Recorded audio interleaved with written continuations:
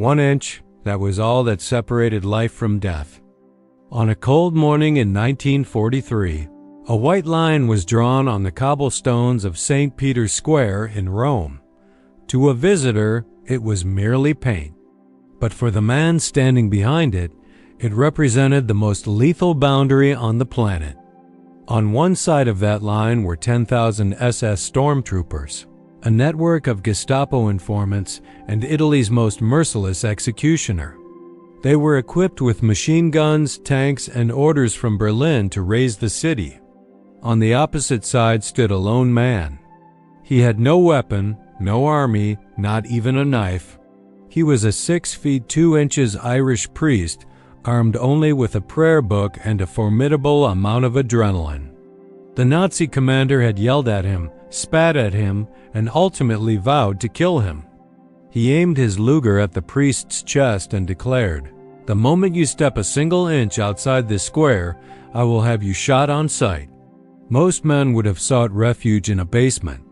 Most would have prayed for a miracle.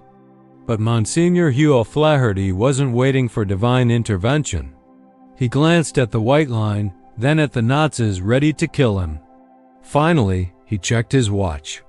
He had a meeting to attend, and he intended to walk right through them to get there. This isn't a tale about religion.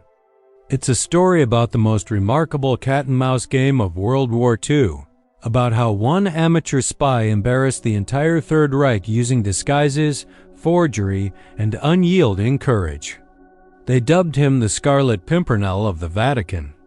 But to the Nazis, he was simply the elusive ghost they couldn't capture. To grasp how a priest became Rome's most wanted man, you must understand the monster he was up against. Every compelling story needs a villain, and Rome in 1943 had the worst imaginable. His name was Herbert Kappler. Kappler wasn't your typical loud, cinematic Nazi. He was far worse. He was quiet, educated, and approached murder like a mathematical equation. When the Germans occupied Rome in September 1943, Kappler established his headquarters in a building on Via Tasso. Remember that name. Via Tasso.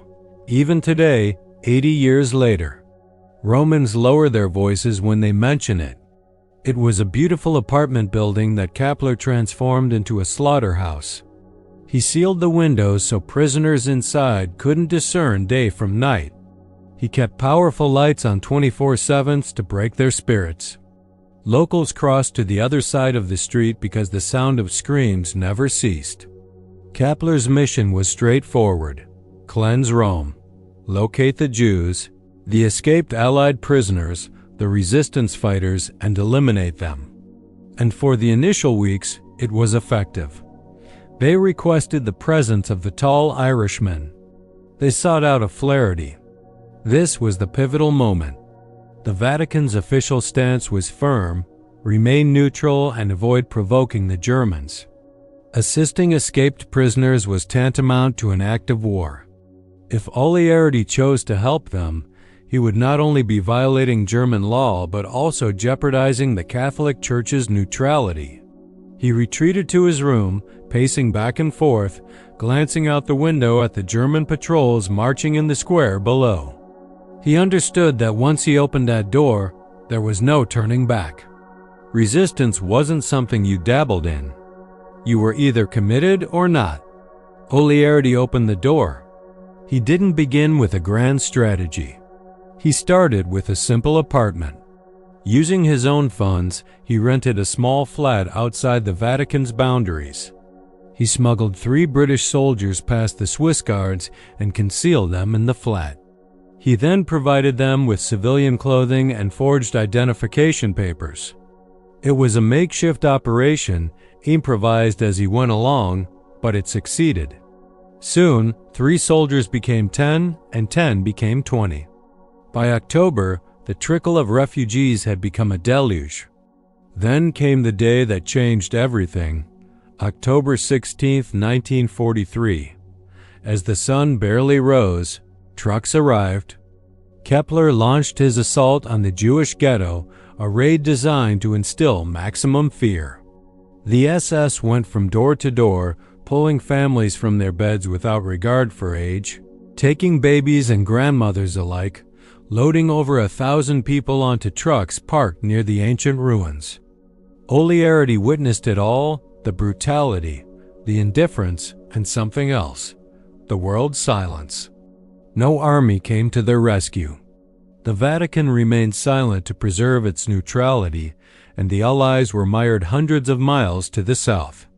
That morning, the amateurs stopped playing games. The golfer vanished, and the spy emerged. Oliarity realized he couldn't do it alone. He needed an organization, a network. And he assembled one of the most unconventional teams in espionage history. He didn't enlist soldiers. He recruited those who went unnoticed. His right-hand woman was Dia Murphy, the wife of the Irish ambassador. A renowned singer and celebrity, she hosted extravagant parties that Nazi officers loved to attend. While entertaining them with champagne and Irish folk songs, she discreetly slipped forged documents into her handbag to smuggle across the city. He also enlisted a Maltese widow named Henrietta Chevalier, who had 6 children and a small apartment. When Oliarity asked if she could hide 2 refugees, she declined, saying, "Send me 4." By month's end, she was sheltering so many men in her tiny flat that they slept in the bathtub and on the kitchen floor. He enlisted a janitor from the Vatican's cleaning staff to serve as his courier. He also brought on board a Swiss nobleman and 2 young priests from New Zealand. Together, they formed a council. It resembled a plot from a film and functioned like one too. They didn't merely conceal people. They made them vanish. They established safe havens throughout Rome, in convents, brothels, private residences, and even right next to SS barracks. Of realized that the safest hiding spots were often right under the enemy's nose. However, hiding people required substantial funds. You needed to purchase food on the black market, pay bribes, and cover rent. Of was a priest with no salary. So, he executed the first modern banking hack. He discovered that wealthy British and American expatriates in Rome had funds trapped in Italian banks, which the Nazis threatened to seize. Flaherty proposed a deal. Transfer your money to me now, and I'll use it to save lives. After the war, the British government will reimburse you with interest. It was a loan based solely on his word, and millions of lira began pouring into his hands. By November 1943, he wasn't just running a rescue mission. He was operating a shadow government. He had 3,000 people under his protection and maintained a ledger, a literal book, where he recorded each person's name, location, and financial needs. Consider that for a moment. He kept a written list and occupied Rome. If the SS ever discovered that book, it would be a death sentence for 3,000 people. It was the most perilous object in the city. I've carried it in his pocket daily and slept with it under his pillow. It was reckless and insane, but Flaherty was confident. He didn't believe he would be caught. However, Herbert Kappler was no fool. You can't purchase thousands of pounds of bread on the black market without attracting attention. You can't rent 60 apartments without raising questions. Kappler began noticing the pattern. Allied pilots shot down near Rome were disappearing before his patrols could capture them. Jews scheduled for deportation were vanishing from their homes an hour before the trucks arrived.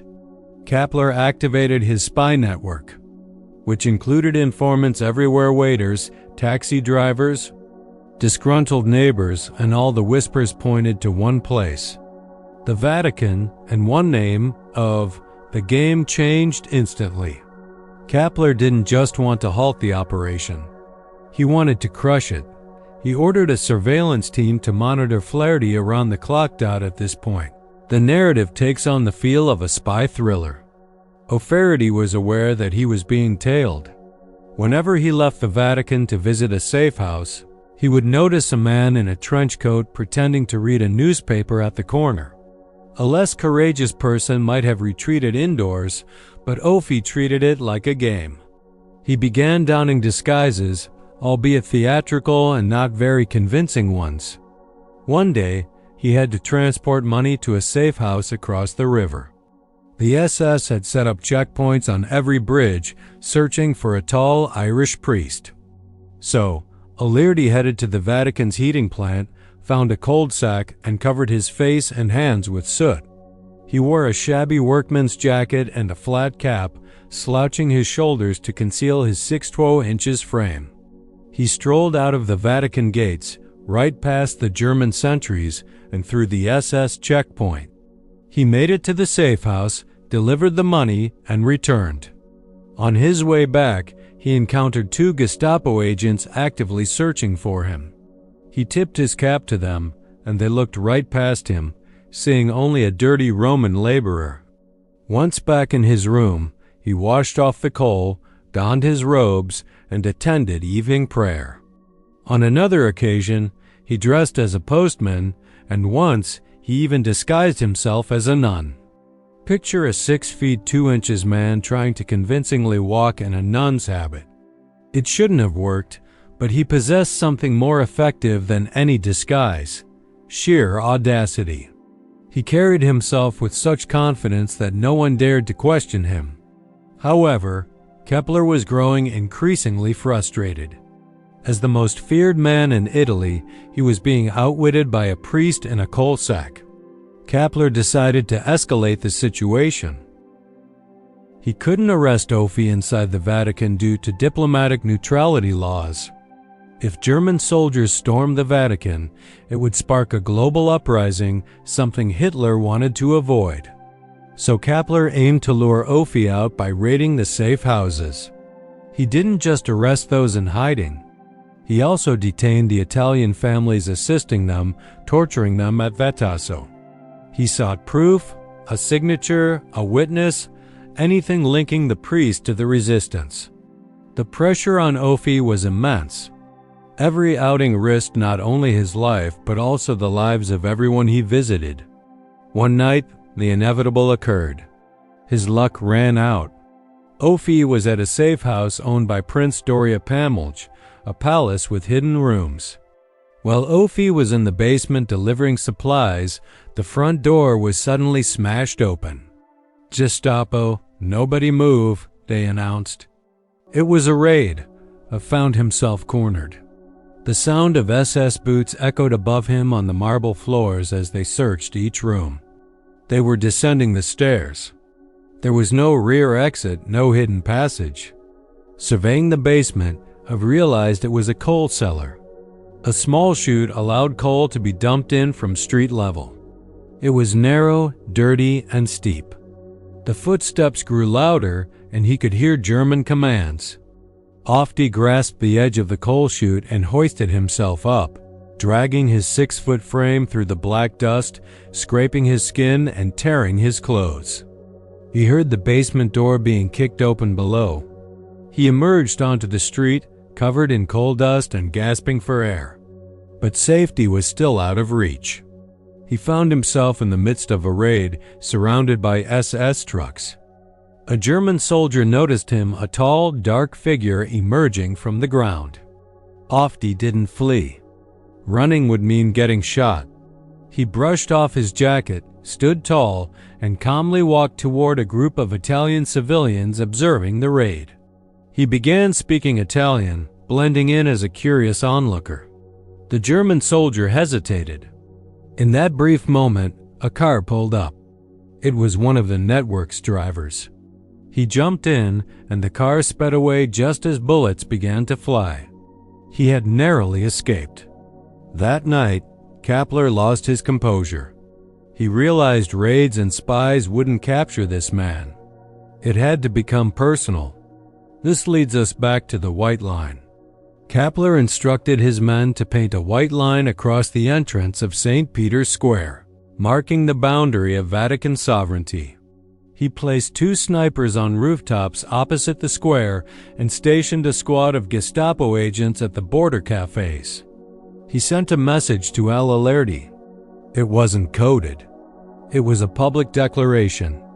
The next time you cross this line, you're a dead man. I won't arrest or interrogate you. I'll kill you on the pavement. The chessboard was set.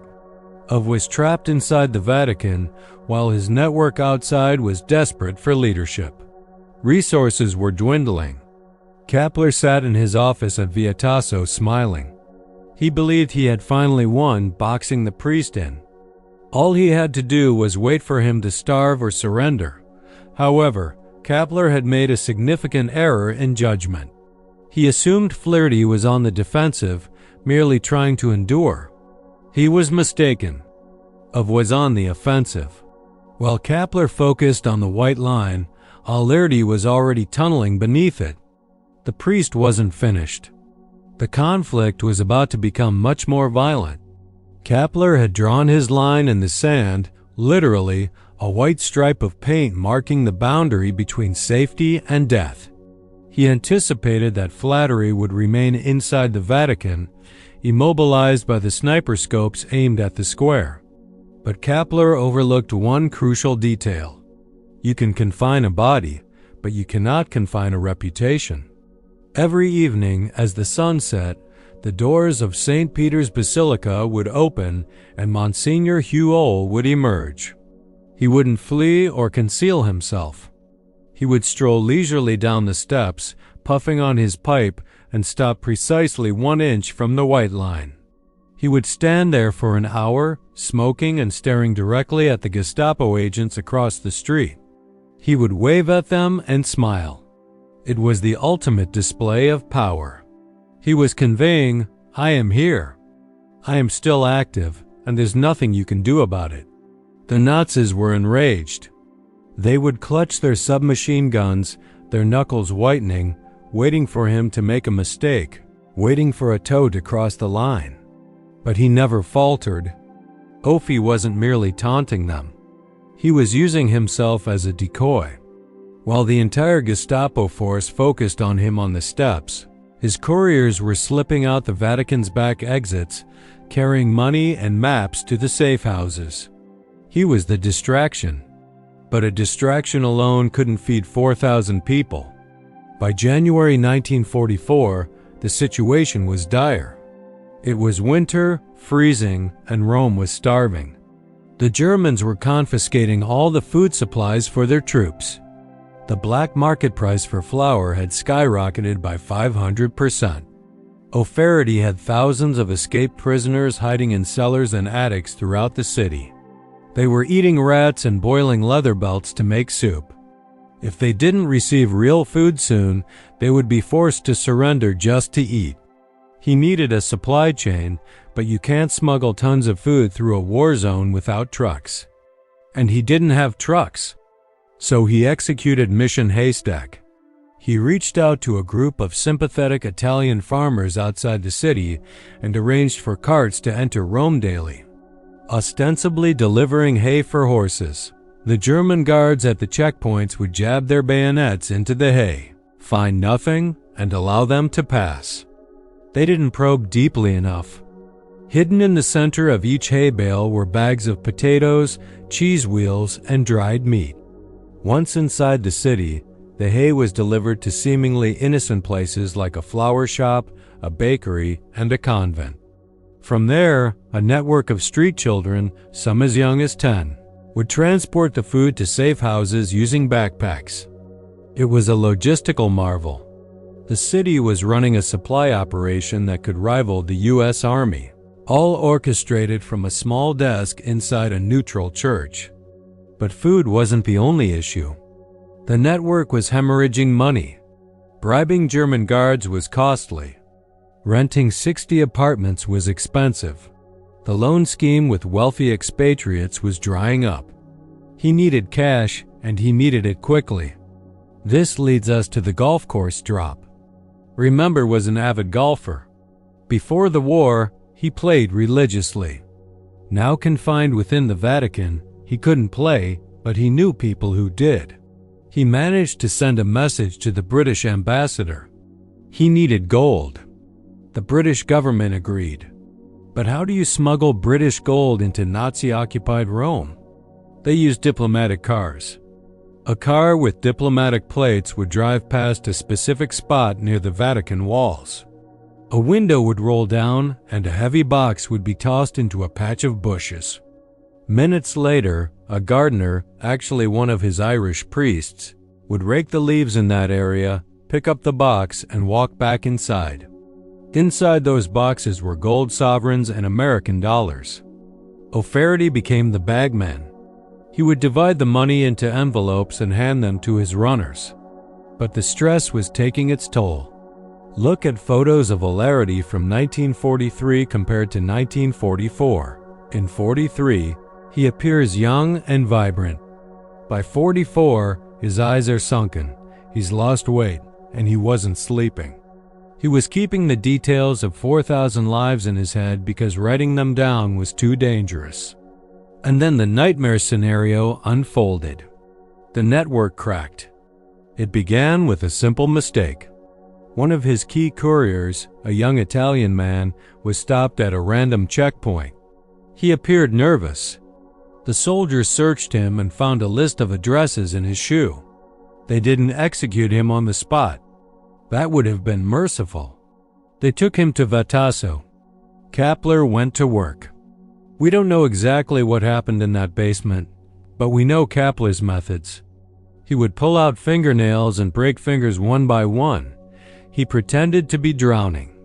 After enduring 3 days of torment, the courier finally broke down and revealed a location.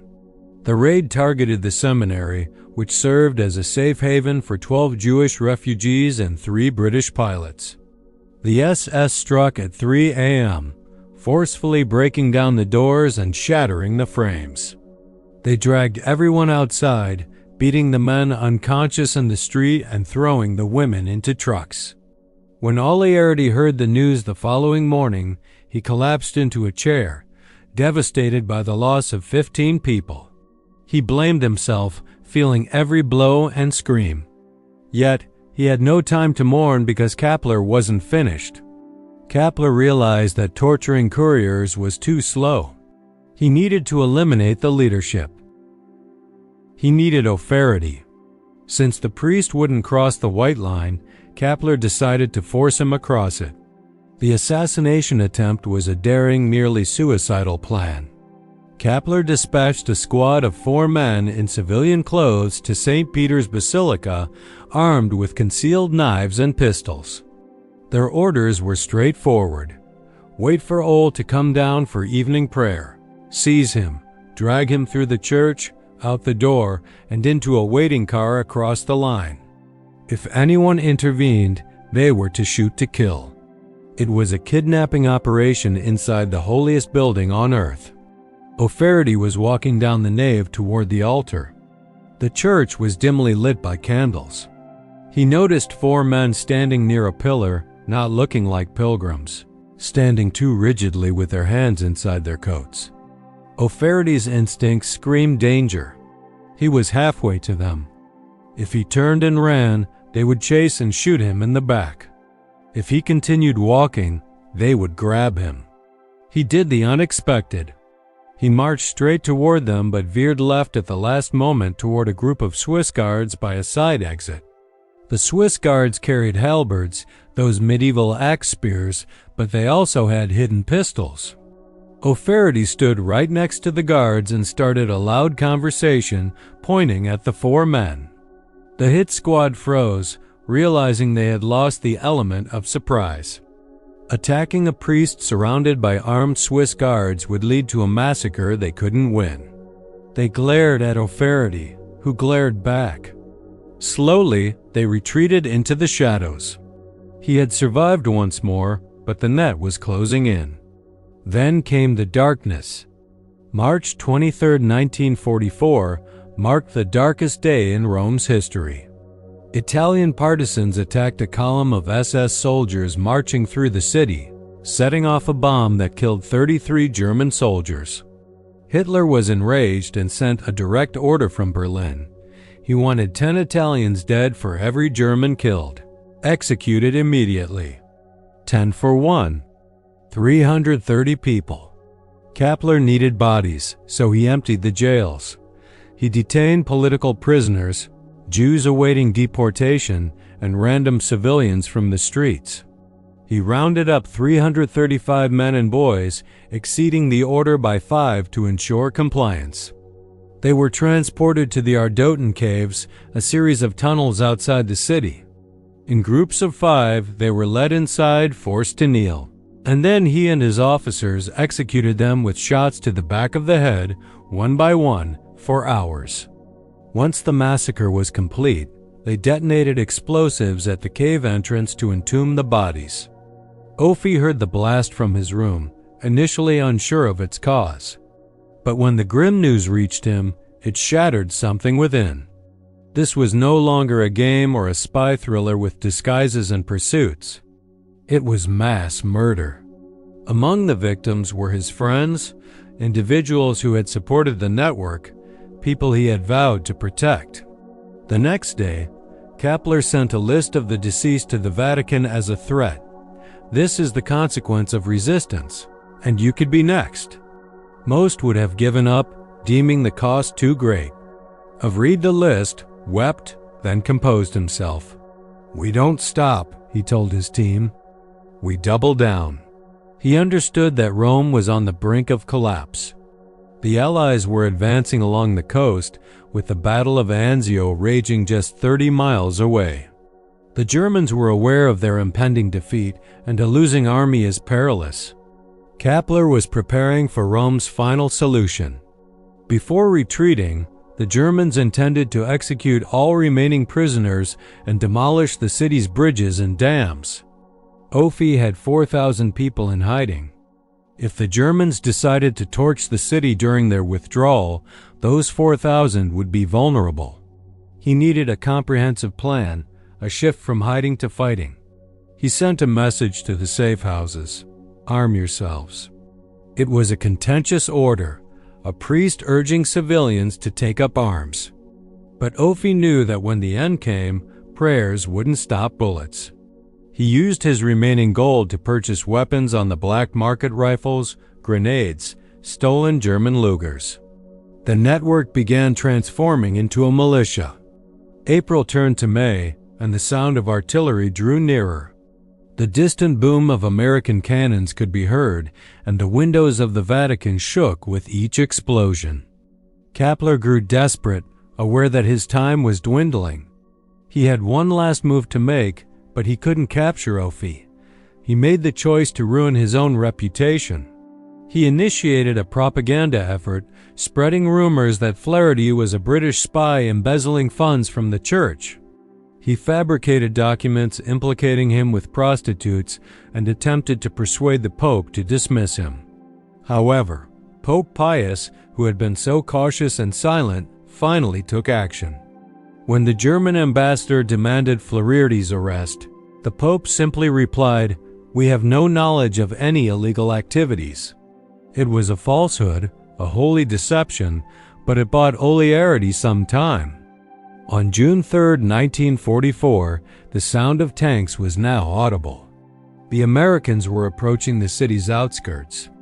Inside Vitasso, Kapler was burning documents, with smoke billowing from the chimneys.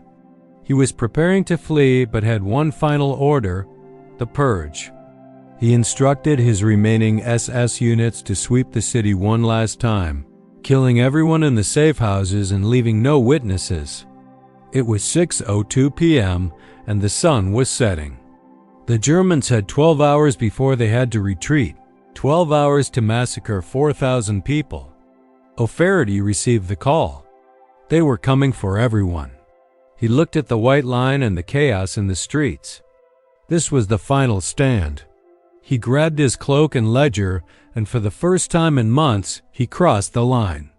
On June 3, 1944, at 7 p.m., as the sun set over Rome, so did the Third Reich. Monsignor Hugh O'Flaherty crossed the white line without looking back. He climbed into a battered Fiat Topolino driven by one of his teenage runners. The engine sputtered, roared to life, and they sped into the darkness. This was no longer a Cold War. It was a race. The German army was retreating north, but the SS death squads remained with a single mission: scorched earth. Burn the files, destroy the bridges, and eliminate the witnesses. O'Flaherty had a list in his mind: 60 safe houses, 4,000 lives. He had 12 hours to ensure the doors were locked, the lights were out, and the weapons were ready. The city was in chaos. German tanks were grinding through the streets, retreating. Trucks loaded with stolen Italian art were speeding north. Amidst this mechanical stampede, Ole's little Fiat weaved through the back alleys. He reached the first safe house and banged on the door. "Stay down," he instructed them. "Do not open this door for anyone but an American. If the Germans knock, shoot through the wood." He moved to the second house, then the third. At the fourth house, a convent near the Colosseum, he arrived just as a German patrol truck pulled up.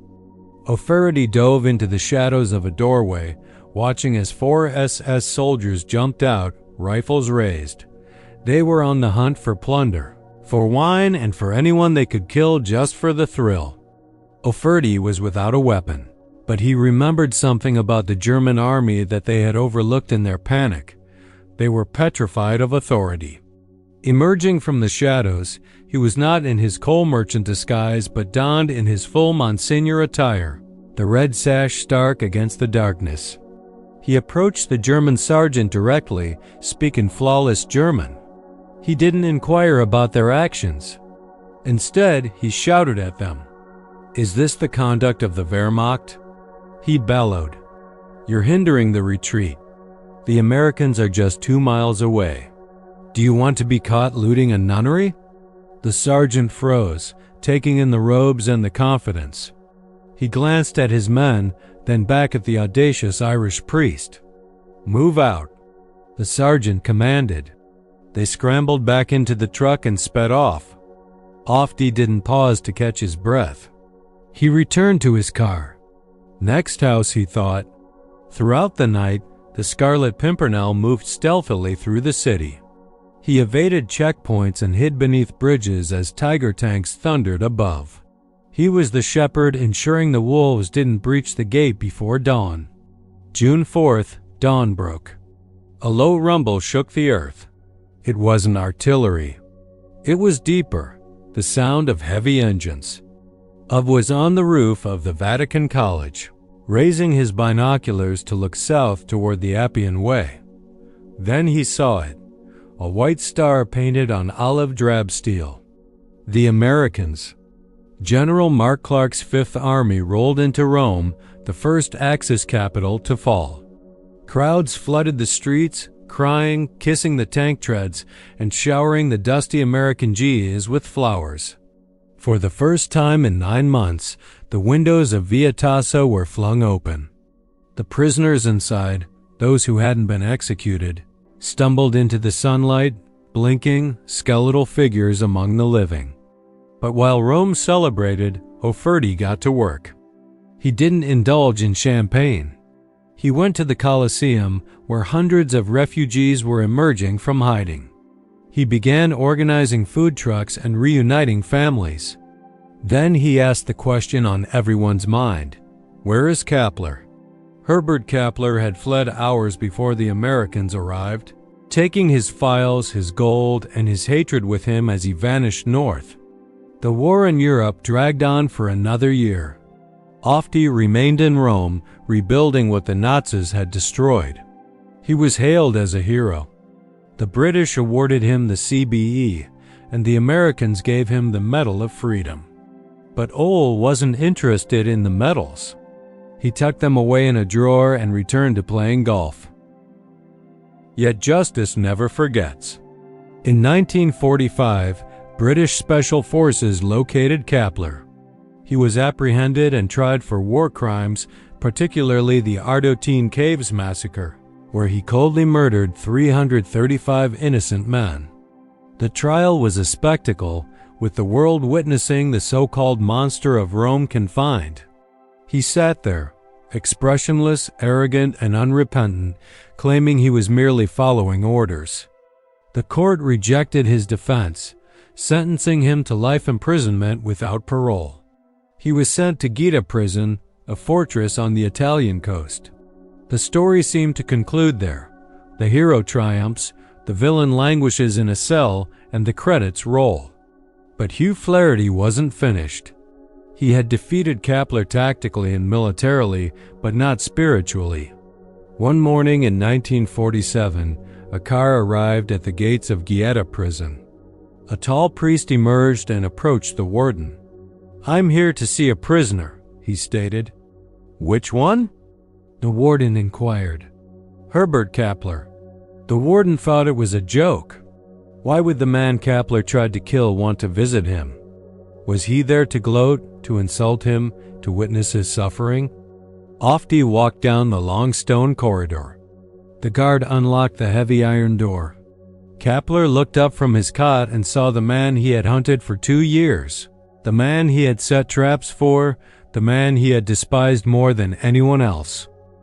Didn't shout or preach. He sat on the stool. "Hello, Herbert," he said. For the next 10 years, Oliarity visited Kapler every month. Consider the discipline that requires. It's easy to pull a trigger in battle. It's easy to hate your enemy.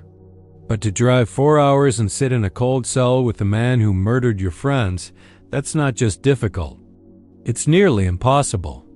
Initially, Kapler wouldn't speak. He sat silently, staring at the wall. He was still a Nazi, still believing in the master race. But Oliarity kept visiting. He brought books, tobacco, and talked about literature, Ireland, and the weather. He treated the monster like a human. Year after year, the kindness wore him down. Kapler began to crack, not from torture, but from compassion. He couldn't comprehend it. "Why?" he asked one day. "Why do you come here?" "I tried to kill you." "I killed your friends." Ov looked at him. "My God says I have to love my neighbor." He didn't say it would be easy. Their conversations deepened. They discussed guilt, the 335 bodies in the caves, and the soul. Ofti was conducting the longest exorcism in history. He was attempting to extract the Nazi from the individual. In 1959, a dozen years after the visits commenced, Kapler requested a priest. Not just any priest, but 40 in that small, damp prison cell. The former SS colonel, known as the Butcher of Rome, knelt on the concrete floor, bowed his head, and asked to be baptized into the Catholic Church. Hugh O'Flaherty poured holy water over the head of his adversary, cleansing away the SS officer and the hatred. When O'Flaherty left the prison that day, he appeared weary. He was now old, his hair white, and a stroke awaited him in just a year. A reporter once inquired, "How could you forgive him? How could you forgive a monster?" O'Flaherty smiled the same smile he had given to the Gestapo agents at the White Line. "He isn't a monster," O'Flaherty said. "He's just a man who lost his way, and it's a priest's duty to find lost things." Hugh O'Flaherty passed away in 1963, peacefully in his sister's garden in Ireland, far from the cries of Vatasso. He didn't receive a state funeral or possess millions of dollars, but when he died, 6,500 families worldwide paused to pray. Today, if you visit St. Peter's Square, you won't see the White Line. Time and countless tourists' footsteps have erased it. However, if you look closely near the German cemetery inside the Vatican, you'll find a small plaque.